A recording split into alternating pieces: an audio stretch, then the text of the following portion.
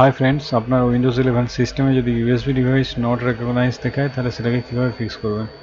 প্রথমেই যেটা আপনাকে করতে হবে, স্টার্টে রাইট ক্লিক করবেন, ডিভাইস ম্যানেজারে যাবেন। ডিভাইস ম্যানেজারে যাওয়ার পর এখানে আপনার ডেস্কটপ সিলেক্ট করে স্ক্যান করবেন।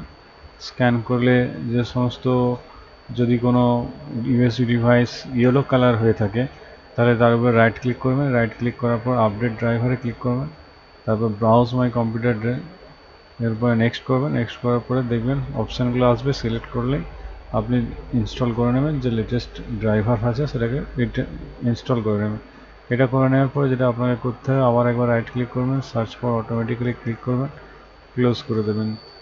এটা হয়ে যাওয়ার পর যেটা আপনাকে করতে হবে, কমান্ড প্রম্পট সিএমডি লিখবেন। স্টার্টে লেখার পর রান অ্যাজ অ্যাডমিনিস্ট্রেটিভ মোডে কমান্ড প্রম্পট লঞ্চ করবেন। কমান্ড প্রম্পট লঞ্চ করার পরে যে এই যে কমান্ডটা আছে, এই কমান্ডটা আপনি এখানে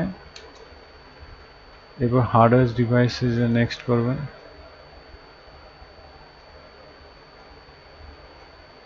যদি কোনো এরর হয়ে থাকে তাহলে এখানে ডিটেক্টেড হয়ে যাবে এবং সেই প্রবলেমও অটোমেটিক্যালি ফিক্স করে দেবে। তো এটা হতে একটু সময় লাগবে।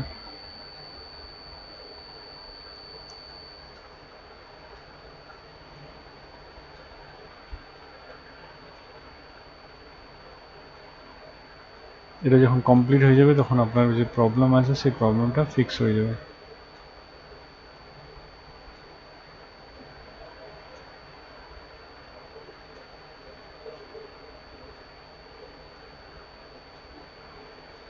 এখানে অ্যাপ্লাই দিস ফিক্স করে দেবেন, দিয়ে রিস্টার্ট ইয়ার পিসিকে একবার একটা রিবুট করে নেবেন। রিবুট করে নেওয়ার পরেই আপনার যে প্রবলেমটা আছে সেই প্রবলেমটা কমপ্লিটলি ফিক্স হয়ে যাবে।